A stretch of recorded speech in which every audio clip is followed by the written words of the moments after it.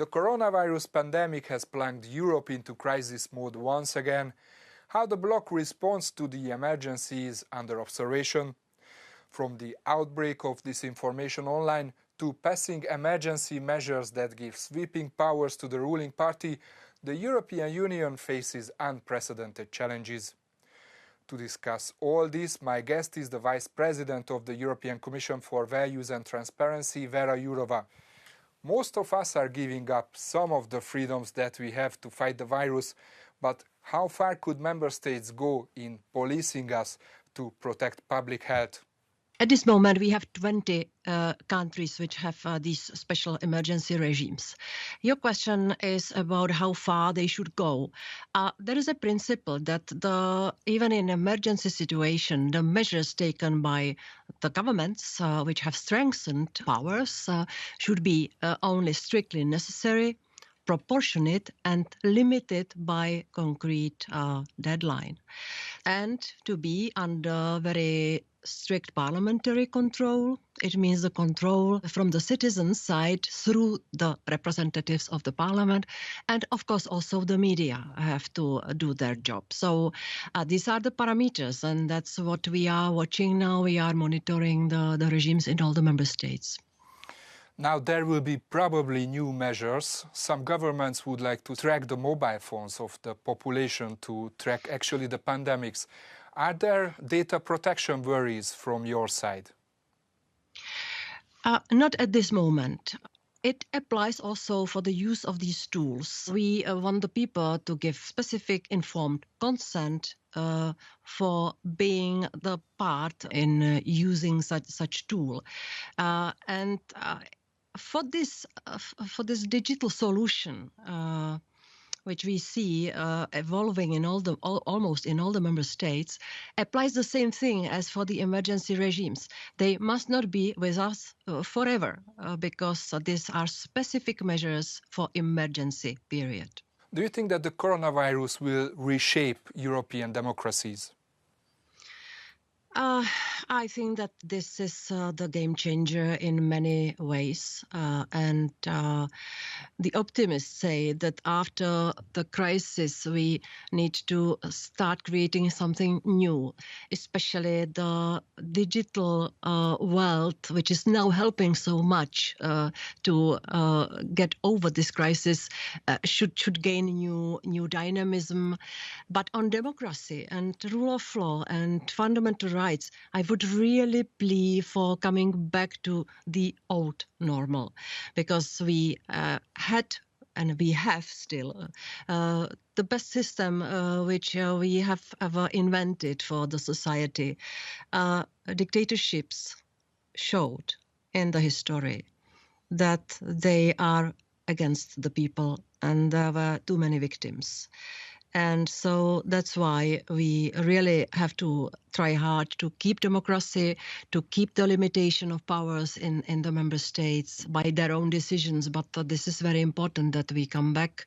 And speaking about coming back, just last sentence, the extraordinary regimes do not mean that we are somehow stepping outside the democratic regime. There is one country, Hungary, where it is not really clear when the emergency law will be withdrawn, when the emergency measures will be lifted and how it will happen. Do you think that Hungary is still a functioning democracy? This is a tricky question, and I will not give you a direct answer. I just want to tell you that when you read the law, with no specific deadline. And when you discuss it with the Hungarian partners, they are telling us that the parliament can stop the emergency regime anytime. So we will have to wait and see. And we will have to look at how the increased emergency powers of the government in this emergency period are applied in practice. And when you read the law, it is quite comparable with other laws providing for the emergency regimes in the states. But the context is difficult because there was low confidence in the past towards Hungarian government and the prime minister. You know that Hungary is already under the special procedure of Article 7. So when you read the law in this context, of course, it tells us that we should remain vigilant and look at the application. Why was the first reaction after the approval of this law from the side of the Commission so soft? The first statement didn't even mention Hungary by name. I think the statement came with a very important summary of the principles, of the principle of necessity, proportionality, and time limit. And I don't shy away from speaking about the downsides and the problems I see in Hungary. I really want to do my job with full responsibility, but not becoming any kind of activist who will somehow go beyond the competencies. What can the European Union do to ensure that the rule of law will not be another victim of these epidemics? Yes, I always say that by killing coronavirus, we should not also kill democracy and fundamental rights in Europe. We simply must not rely on democracy and full battery of fundamental rights coming automatically back. We have to be vigilant. We have to be proactive. It's time to also use a new instrument which has not been adopted yet. I mean the conditionality of the money, of the EU money, and the principle of rule of law. So we have proposed this conditionality, and if somebody does not understand why we need to uphold our values, maybe they will understand the language of money. And so I think that the combination of tools will be useful to have for the future. Fake news can be deadly these days. This is out of question, especially for the vulnerable people. Do you think that social media sites and the European Union is doing enough to protect these people?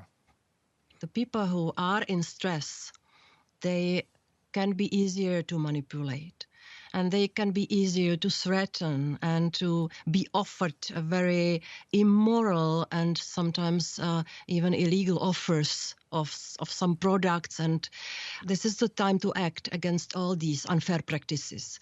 This is what we work on, to give the priority to the trustworthy information and to minimize the appearance and the impact of disinformation.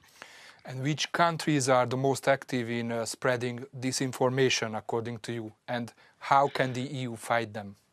Our External Action Service in the latest report and also in the previous reports identified very intensive production of disinformation from pro-Kremlin sources, and it also remains now over the corona crisis. We see the propaganda amplified now against the EU. We will never fight with the same weapons, I believe. We will not use any kind of dirty propaganda against those who produce these news. We have to fight by providing the people with trustworthy information, with the facts and figures which are easy to verify. I think that this is the best response. Věra Jourová, thank you very much. Thank you very much.